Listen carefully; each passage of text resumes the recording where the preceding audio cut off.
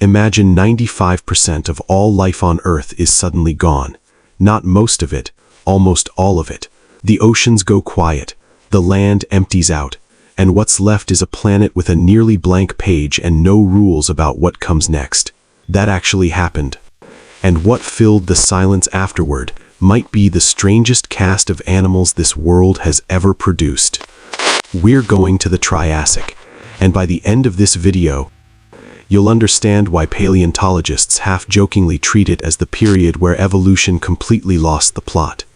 Because when nature got handed an empty planet, it didn't rebuild what was there before. It started throwing out shapes that look less like real animals and more like something a kid glued together from spare parts. It's hard to say exactly why this stretch of time got so strange, but it probably has something to do with what came right before it. The worst extinction event in Earth's entire history. The Great Dying. Over 95% of life was wiped out. And when you empty the planet like that, you hit a kind of evolutionary reset button. Into that wide-open, half-empty world, nature started experimenting. No rules, no competition holding shapes in check. Just a blank page, and a lot of strange ideas. The question that got me was simple. Of all the odd creatures that crawled out of Earth's strangest period, which ones were the weirdest? And the answer, it turns out, reaches everywhere. Sea, land, and sky. Let's start below the waves. The ichthyosaurs and plesiosaurs get all the attention, but hiding in their shadow was a group of marine reptiles that were arguably stranger than both, the Hupasuchians. They showed up early in the Triassic, around 248 million years ago, as extinct diapsid reptiles closely related to the ichthyosaurs, sitting in the same broad group. But they were distinctly weirder. So weird that unusual is basically their defining trait. Picture evolution building a Mr. Potato Head out of whatever parts it had lying around. Each one tended to have an elongated, streamlined body and a long tail, but then bolted on a wide, robust midsection and relatively huge paddle-like limbs. On paper, it shouldn't work. And that's before you get to the skulls, which varied wildly across the group. Take Hupasuchus itself. Small animal, but its jaw and mouth resembled a filter-feeding whale's, hinting at a similar lifestyle on a much tinier scale. Then there's Eretmorhippus, which had a face that looked like a platypus, possibly for hunting small, soft-bodied invertebrates like shrimp and worms in shallow, muddy lagoons. That odd snout may have been packed with receptors, letting it navigate by touch. And it did not stop at the face. Eretmorhippus also had plates running along its back like a stegosaur, a dinosaur feature on a marine reptile. For anyone who skipped physics, those plates would not have helped it swim faster. The going idea is they gave the body structural rigidity, and maybe helped with buoyancy in the water. Here's the honest part. We don't have many fossils of these animals. They seem to have stuck to shallow coastal waters around what is now China, and they didn't last long. An existence of roughly 1 million years, which is extremely short for an entire order. Their strange features might just be a sign the design wasn't very good. One scientist who studied them remarked they wouldn't stand a chance in the modern world, let alone in a more vicious prehistoric sea. Still, seeing one would be pretty cool. Another aquatic-ish group worth meeting is the Tanystrophiids. You might know the name from the star of the family Tanystropheus, the type genus, and the famous one. But it was just one member of a much larger clan. Unlike the Hupasuchians, these guys enjoyed a long reign, roughly 247 to 201 million years ago, most of the Triassic, and they weren't stuck in one country. Thanks to the supercontinent Pangaea, they spread across multiple continents. Broadly, they looked like reptilian giraffes, an extremely long neck, a shorter body, short legs, and a tail that was longer than the body but still short. Next to that ridiculous neck, how giraffe-like they got varied a lot, because this was a diverse bunch. Some were tiny, others, like Tanystropheus, reached the size of an actual giraffe. They were ecologically diverse too. I said aquatic-ish for a reason. Some were built for water, others for land, with real differences in their tails and limbs. Small land-dwelling forms like Macrocnemus were likely insectivores, using sharp conical teeth to snatch prey. Tanystropheus also had sharp teeth, but fed mainly on fish, possibly swinging that strange neck around like a fishing rod. Some of its anatomy even suggests it could both swim extensively and wander onto dry ground when it needed to. You'd think reaching land would be a nice escape from all that aquatic weirdness. Don't be fooled. On land, the Triassic somehow got even stranger. The archosauriforms are the huge group that eventually gave us dinosaurs, crocodiles, and pterosaurs. But in the Triassic, they didn't look the way we usually imagine. Most non-dinosaur archosauriforms of the time were four-legged carnivores with mean-looking heads. A few, though, went extra odd. One obscure lineage only showed up in the late Triassic, around 229 million years ago, and as far as we know contained just 2 genera. The fossil material is scarce, so this group is barely understood, and yet we know for a fact they were bizarre, because they had a skull feature, otherwise known from just one other group of animals. One that wouldn't exist for another 100 million years. The dome-headed pachycephalosaurs. The 2 known genera, including Triopithecus, had 5 rounded bony bumps on the head, 1 on the frontal bone and 2 pairs behind. Together they formed a thick shelf running back over the rear of the skull, remarkably like a pachycephalosaur's dome. Studies even found the same layered bone structure, densest on the inside, spongy and blood vessel rich in the middle, least dense near the surface. The echoes didn't stop there. These animals also had large eye sockets ringed with mineralized cartilage, another trait otherwise seen in pachycephalosaurs, hinting they were visually oriented. But remember, this was not a dinosaur and not even a close relative. The differences may show up in diet.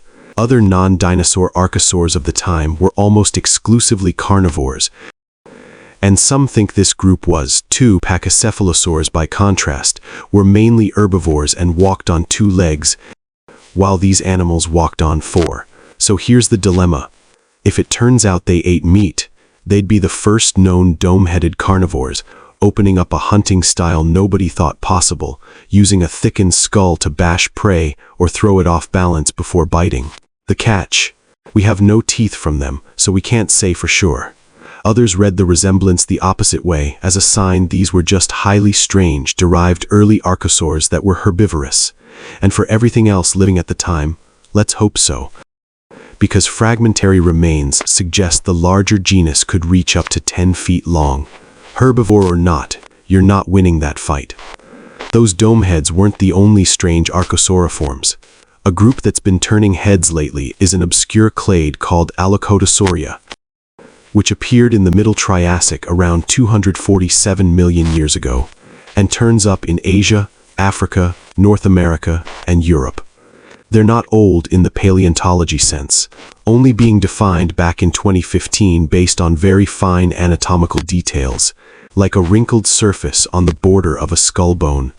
That wouldn't mean much to most people, not a lot to picture them by, but even setting the wrinkle aside, they're hard to sum up, because they were exceedingly diverse and produced not one but a whole parade of strange forms. One better-known family, the Azendosaurids, were robust land-dwelling quadrupeds with chunky midsections, small heads, and raised, longer necks, looking a bit like old, inaccurate dinosaur reconstructions. Some evolved into carnivores. Others, like Shringosaurus, were large, strict herbivores that browsed vegetation, much like sauropodomorph dinosaurs. What made Shringosaurus extra weird was that it was horned, a little like Triceratops, which it was not remotely related to. It had 2 long, curving brow horns with a grooved texture reflecting a keratin sheath in life, making them even longer than the bare fossils suggest. But unlike the ceratopsians, these horns probably weren't for combat. The leading idea is individual recognition or mating display. Then there were the Trilophosaurids, best described as prehistoric iguanas gone wrong.